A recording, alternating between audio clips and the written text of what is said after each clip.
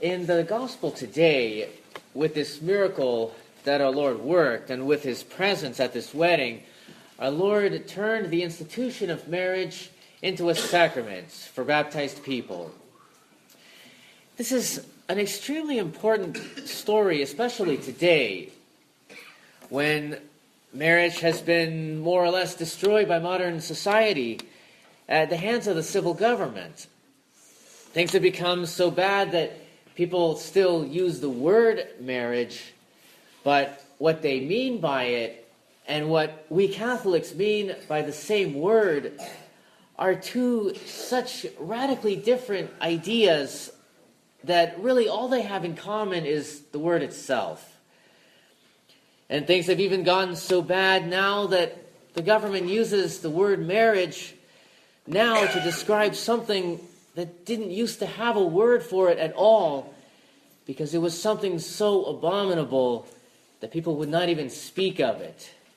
And this is within living memory of the memory of people still alive today. Now the government calls that marriage. So it will be helpful today to talk about this important institution, which is, as I said, even a sacrament when it is received by a member of the church or by anybody who is baptized, and to see what the church thinks about it and why we have come so far from this teaching in society today. Well, let's go back to the beginning of the human race, to Adam and Eve. In the beginning, God created a man, or rather formed a man out of the slime of the earth, and he took a rib out of his side.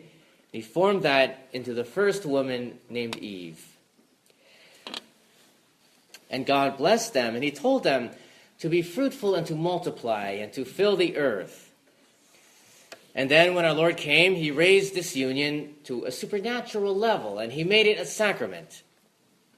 And on several occasions in the Gospels, he taught very clearly that once two people got married, they had to stay married until one of them died. They had to actually stay together till one of them died.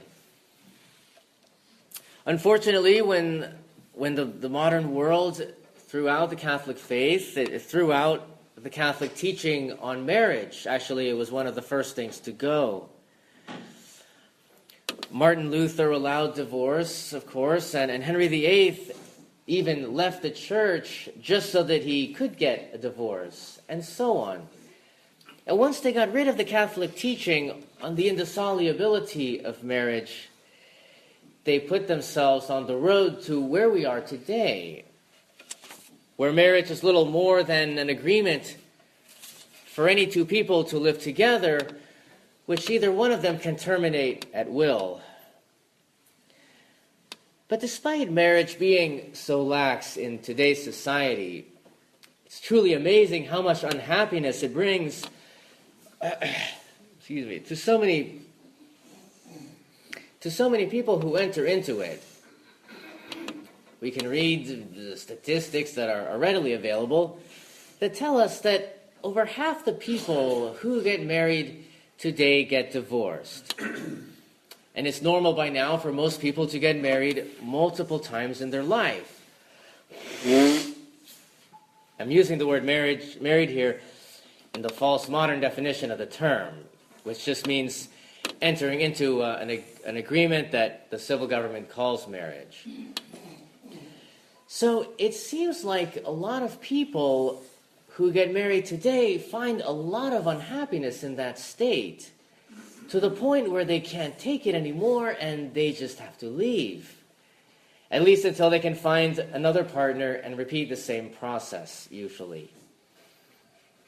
But in the meantime, they often bring children into the world in these, unfortunately, temporary arrangements, who then end up having to live in two different homes sometimes after their parents get divorced, and then they have to treat their step-parents as if they were their real parents.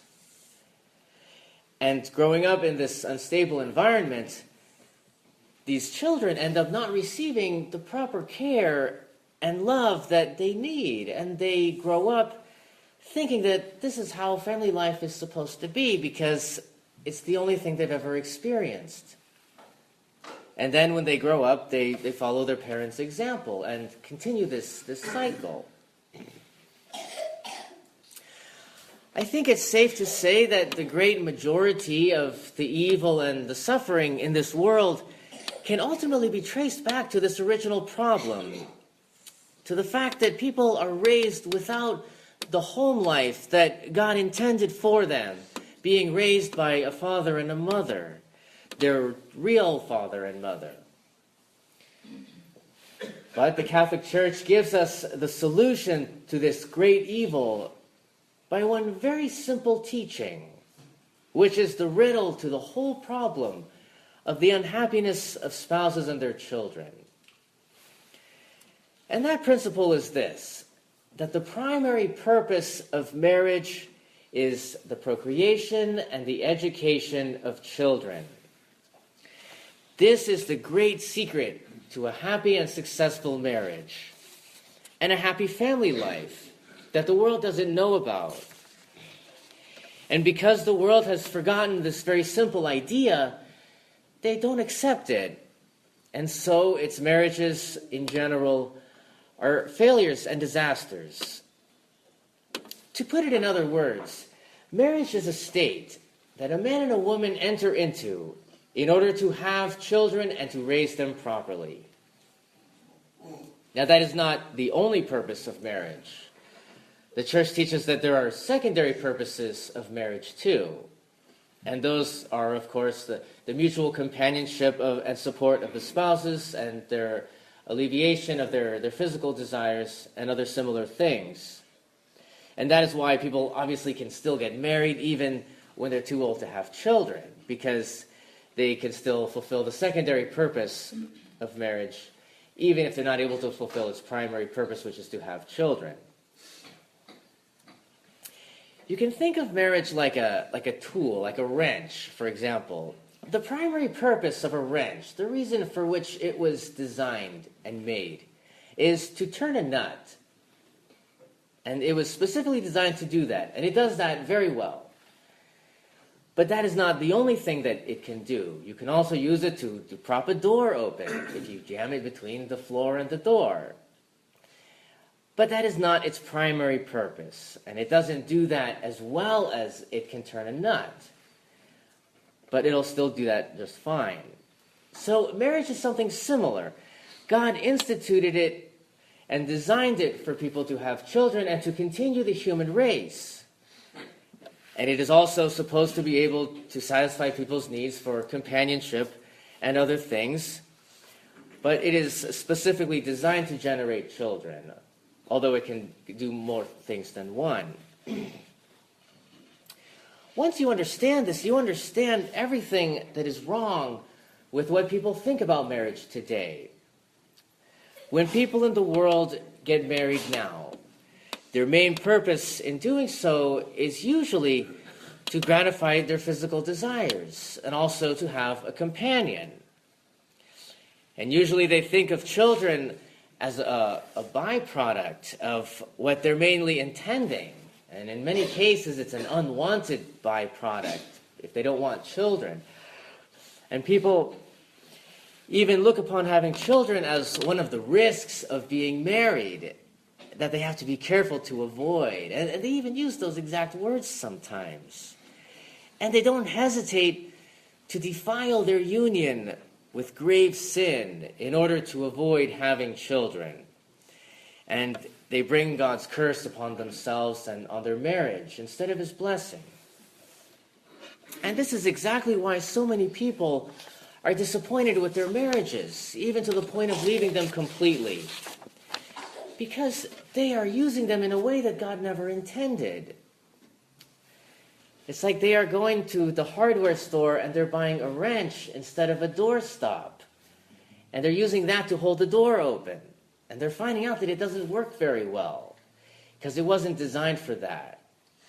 And when they find that their marriage didn't bring them the sort of companionship and physical gratification that they were hoping for, that's when they decide to leave. Now, all of this is not to say that marriage is easy. It's not. It's very difficult, even done according to the teachings of the church. But for a Catholic, it is surrounded with powerful graces that our Lord endowed it with in the sacrament of matrimony that he instituted today. But what also helps a lot is to have the right idea of matrimony going into it, that it is a holy alliance between a man and a woman to have children and to raise them. And this attitude actually takes away a lot of the burden of marriage.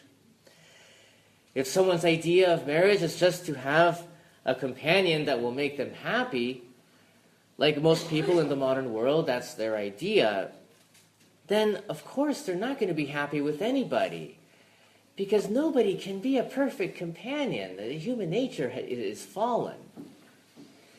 But when a husband and wife have the Catholic idea that they are members of a team that is working towards a goal that is outside themselves, the goal of raising children together, especially raising them in the faith, then the problems of personality defects that we all have become very secondary. Their focus is on raising their children and not on whether or not they have a perfect spouse.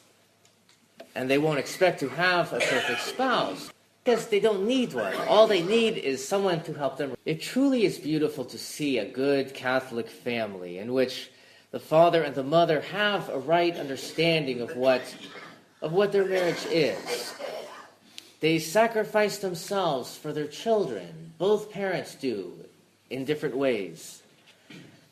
And they see their main purpose in life is not to amuse themselves, but it's to take care of their family, and that care consumes their attention and their time.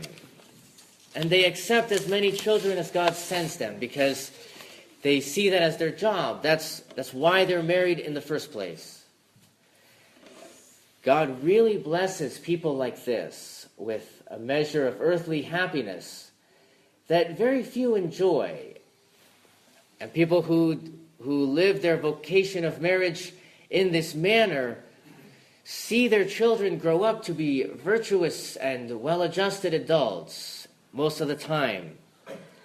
And especially if they have many children, they will never be wanting in companionship, even in their old age, because children in this type of family always have a close emotional bond with their parents that they keep for their whole lives.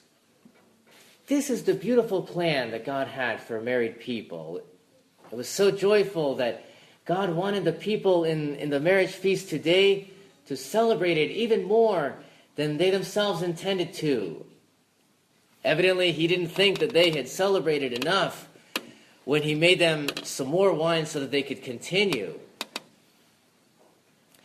But modern man has rejected this vision, as he has rejected just about everything else that God had planned for him. And he has turned this sacred vocation into a way of pursuing selfish desires, or even now has turned it into an unspeakable abomination. And yes, it is true that marriage is often very difficult. And it takes courage and even heroism sometimes to live up to this ideal. Or even sometimes it takes heroism to keep the most basic obligations of marriage. But everything good requires effort. And the holier and more beautiful